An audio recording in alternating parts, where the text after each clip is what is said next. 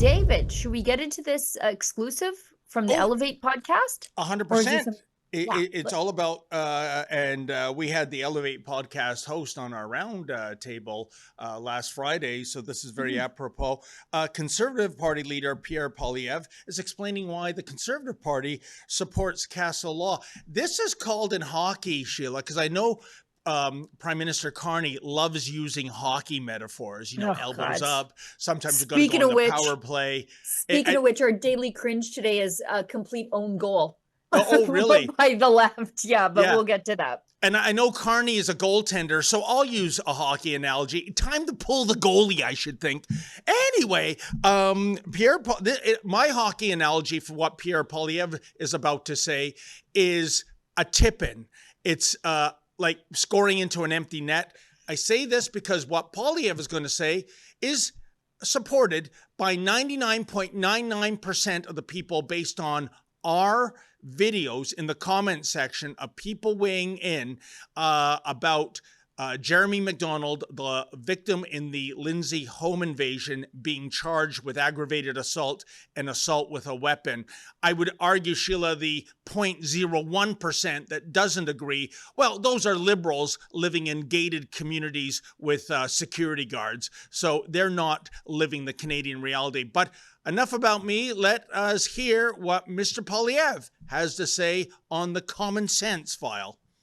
One small thing I wanted to sneak in here was obviously this thing that happened in Lindsay, Ontario, with the break-in that led to the man who protected himself getting charged. Right. Like, what are you came out and said pretty decisively, saying, "Hey, you need to be able to protect yourself, you need to protect your family." What's taking center stage in the country's conversation right now is Castle Law. Mm-hmm. When you hear that, I've never heard that in the Canadian zeitgeist ever until now. What is your take on this? You're not listening. Well, first, my take is that it just demonstrates the chaos in our streets after 10 years of liberal catch and release laws. I never heard anybody in all of my years in politics asking for the right to defend themselves when conservatives were in power, because the law actually defended people. But now people know that the worst offenders are being released onto our streets again and again and again and again. There's no consequences. And necessarily people feel like defending themselves. So there are self-defense provisions in the criminal code. I think it's section 34, 36. The problem is they don't specify anything about your residence, your dwelling. So what they do is they give a very complicated multi-factor test to judges that says, take this into account and this and this and this and this to determine if the self-defense was justified and proportionate, etc. Yeah, when you're under attack in your home, you don't have the time to calculate, these 7 different tests. You've got a 3-year-old child who's potentially going to be harmed. You've got a masked, potentially armed person in your home. You do whatever the hell it takes to stop him, including taking lethal action, killing him. But you don't have the ability to sit back and run all these calculations through your brain. No one would. So the reason why people are talking about a castle law is the idea that when the confrontation happens in someone's home with an intruder, then a lot of these tests go out the window. And you need to be able to do whatever you think is necessary to save your family. And so our caucus is going to be talking over the next several weeks about changes that the criminal code may need to clarify the absolute right of Canadians to defend themselves, including by taking very aggressive and even lethal action against someone who's broken into their house. Sheila, 2 things. One is Mr. Poilievre hits the hammer on the nail when he talks about in the wee hours of the morning when an invader, and to look at the Lindsay case, armed with a lethal weapon, a crossbow that can take a moose down, breaks into your home and you and your loved ones are in that home, you are not doing the calculus. No one, Sheila, in the heat of the moment is going, let me think now. I need to respond with proportionate force, or maybe the police tomorrow will charge me for defending myself. No, the reality is adrenaline is coursing through your veins. You are springing into Papa Bear or Mama Bear mode, and you are doing everything necessary, including lethal force, to save your skin and to save your loved ones. My second point, and I want to hear what you have to say, throughout this whole debate, since more than a week ago when we began covering the Lindsay matter, Sheila, I have yet to see anyone in law enforcement, the judiciary, in politics define excessive force or unnecessary force. What is the definition? In the case of Mike Breen breaking into Mr. McDonald's abode in the wee hours of the morning when nothing good ever happens, he had a crossbow. So what was what was McDonald supposed to do? Open hand slap, a fist, maybe go into the kitchen utensils and hit him with a wooden spoon? This is insane. I just want to know what the rules are. And if Mr. Poilievre can get into office and tighten those rules, because there's no appetite for the hug-a-thug liberals to do so, then good on him. Yeah, and it varies by province, right? Like, this guy would never be charged with anything in Alberta. Yep. He'd shoot somebody dead if they break into your house in Alberta. It happened in Red Deer. Correct. I can't imagine having to presume with the benevolence of the man who is breaking into my house in the wee hours of the night. Oh, he's only here to take my TV, or I should leave my keys by the door. He's not here to take my life or do something even worse. But how do you know that, Sheila? That's exactly my point. You can't know it. Yeah. Especially when these people are so often fueled by drugs. Yeah. They're in some sort of drug mania. And you think, okay, well, I have to get out the whiteboard and do some physics on the whiteboard to figure out what measure of force that I'm supposed to use against this guy. I just want to tell you how outrageous it has become with the crime outbreak in this country, and now the argument around self-defense. By the way, if you haven't heard Canadians talk about Castle Law, then you are in a different part of the internet than I am, because this is something that rural Canadians have been talking about forever, because we are a half an hour away from any sort of police responding. A lot can happen to us in a half an hour, and rural Canadians have been talking about this for a very, very, very long time. So I believe that's called urban privilege. Actually, Sheila, let me challenge you with that. In 2011 to 2012, right here in Hogtown, this was a white-hot issue. There were two notable cases. The shopkeeper for the Lucky Moose in Chinatown being charged with police because he was detaining a habitual shoplifter. This guy would come in and rob him blind. And so it was either take a stand or go out of business. And of course, and I have a commentary coming up, a look back in the Wayback Machine when I was with Sun News Network.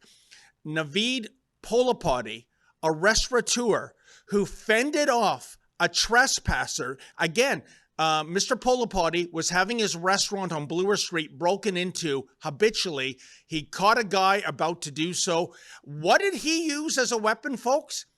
Spices. He threw spices at the trespasser.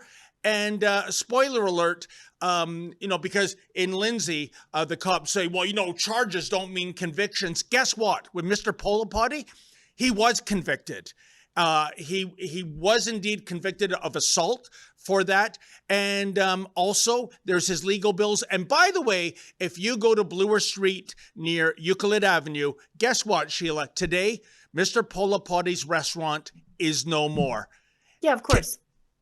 The process is the punishment. Yep. I just wanted to point out just how far this conversation has gone into, I think, liberal land. Even liberals are sort of agreeing with this. Let me point out that Gary Mason in the Globe and Mail, Gary Mason, the guy who said snowbirds should stay away from America to combat Trump's tariffs, while he was in Palm Springs, has come out on the side of Castle Law. He wrote an op-ed in the Globe and Mail saying, break into my home at your own risk. Now, in fairness, there is castle doctrine in California where he is. So it's easy for him to say from the United States in the land of the Second Amendment, right? Yeah. Yeah, this is where we've gone on this, that Gary Mason, liberal crazy person, Gary Mason, who says snowbirds don't go to the United States. And then on the thing on CBC Power and Politics, it said from there you go, Palm Springs, California. It's so crazy. But yeah, he's saying Canadians should have a right to defend themselves. And again, I point out, easy to say when you're in the United States where they have the Second Amendment. Oh, 100%. But Sheila, I missed that. He's channeling Rod Phillips. Remember during COVID, the fireside chats from Ajax during the wintertime when he was sunning his ricotta cheese fat ass on an exclusive Caribbean beach, telling everybody. And I guess he had to do the right thing eventually and step down. He was a minister with under the Doug Ford administration. But doing the old Sky Palace. They're doing the Sky Palace, right? Oh yes. When we're all banned from getting together and they're having a whiskey party, Jason Kenney and the gang up in Sky Palace. Or sneaky Patrick Brown hiring snitches to tell on children that were using recreation facilities, but sneaking into a hockey arena to play hockey with his Barrie buddies. But another important point, and shall I go back to this? And I think he is an anomaly on the liberal left because I haven't seen a deluge of liberals speaking out about this. No, Andrew Coyne has actually said the opposite. Exactly. Who would soil his pants at 3:20 in the morning if a guy would cross. I was thinking Andrew Coyne would the obvious conclusion is he wants me to engage in hand-to-hand combat with an intruder into my house. Well, spoiler alert, I'm not. Don't break into my house if you don't want a broadhead in you somewhere. But Andrew Coyne is somebody who couldn't engage in hand-to-hand combat with me, I don't think. But Sheila, I'll give you an even worse example. I remember I was talking about Mr. Polipati, the Lucky Moose. Back when I was with Sun News, I was on a frequent panelist on The Arena, hosted by Michael Corn, and one of the frequent guests was Marianne Mead Ward. Right. And I made the point then, as I make it now, in the animal kingdom, and it works in the human kingdom too, you have an option, fight or flight. When you are in your house, you have crossed the finish line. There is nowhere to run to. Retreat to. Yeah, exactly. Yeah. You're there. You have to fight. Here is what Marianne Mead said in rebuttal. That's not true. You could gather up your kids, go out the back door, hop the fence, and keep on running. And just to show you how lunatic Canada is, she would go on to become the mayor of Burlington, Ontario, and win re-election twice, I believe. Sheila, this is insanity, and this is being spewed by people that have no idea what it's like in the heat of the moment during a home invasion. Well, it's because they live in gated communities, and they don't have anybody they love enough to defend. Tell me you don't have anybody in your life that you love enough to defend without telling me that for a fact. That's when I see stuff like Andrew Coyne saying those things, I'm like, oh, you don't have anybody you love more than yourself, clearly. Oh, not only that, Sheila, gated communities. If it ain't a gated community, and folks, I think this video will go up. Yeah, struggle, bro. You're allowed to defend yourself with reasonable force. You're not allowed to beat the guy to death. Well, if that means that he doesn't get up and attack me or my children, then yes, I will do that. 100%.